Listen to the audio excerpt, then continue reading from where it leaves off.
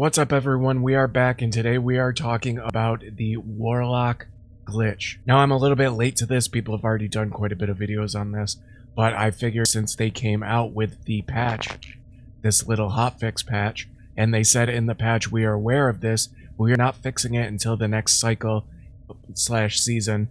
I figured I would make a video on it since this is something you are going to be able to take advantage of for the next couple months at least. So make sure you like and get subscribed and get followed over on twitch.tv/SafeOnTalk, and let's just jump into it. Alright, so what is happening? Well, it looks like someone may have misplaced a 0 because with Profane Veil, this vampiric pool, when it says minions you consume with the pool give you 4% of their health as ward gain, it is more like 40%, not 4%. So when you go over to the Bone Curse and you turn them into Bone Prisons, these prisons count as minions. So you can use Bone Prison to lay down these walls, use Profane, eat them, and get an absolute ridiculous amount of ward, as you can see.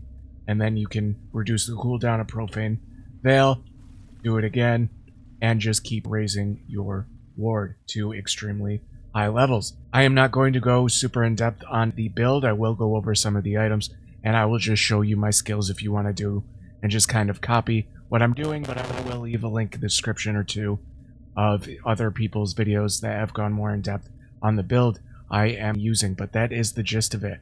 The Bone Prison and the Vampiric Pool is giving you way too much percentage of the minions' health. So how do you take advantage of this even further? Well, simply you want to get increased minion health to make them have as high health as possible, giving you more ward when you eat them. Now, I only have 2 pieces of minion health.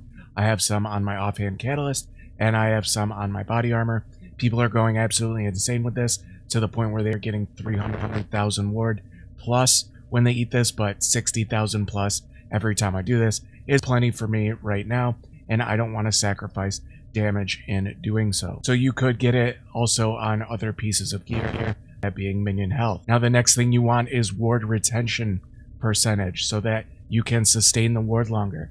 I have some on this Adorned Immortal Idol Preservation, that gives me 26% ward retention. There's also some on the Lich passive tree, which is the Mental Cacophony node. You can get that there. And also Intelligence gives you ward retention as well. So you want to get flat +2 Intelligence on some gear to make it so you have to do this less often, because Profane Veil isn't exactly the fastest thing, and it does slow you down moving through monoliths or whatever you are doing. So what build am I using to do this? Well, I am using the Torment Warlock build. How it basically works is you are getting the Immolator's Oblation. This drops from the Soulfire Bastion boss, I believe, and the Hubris Gloves. The belt is going to have a high chance to ignite yourself when you use a Fire Necrotic skill. We use necrotic skills, and you get flat spell damage up to 40 stacks of ignite on you. We are also using the Hubris Gloves to give us 100% bleed chance converted to ignite chance. Now, when we use a necrotic skill, you will see we are getting down here ignite and up to 40 stacks. So once I get to 40 stacks or higher, I can cast my Fissure skill, and it will snapshot whatever stacks you had when you casted this. So as long as you cast it at 40 for the entire duration of this move, as it's going around shooting stuff, is constantly going to act as if it has the 40 stacks still on it.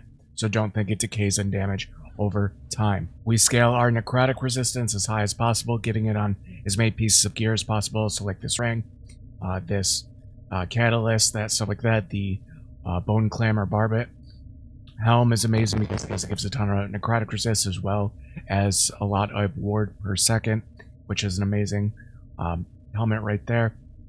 And just anywhere that you can get necrotic resistance, you are going to want to get it. We also get it on some idols. Now I'll go over and just hover over all these items and my skill tree and all that in a second for people that just want to copy it, but I'm just doing this so people can get the basics. The thing that makes it scale over the damage with necrotic resistance is the Twisted Waves passive down here, where you get damage per 2% necrotic resistance. You get 3% with 3 points into it.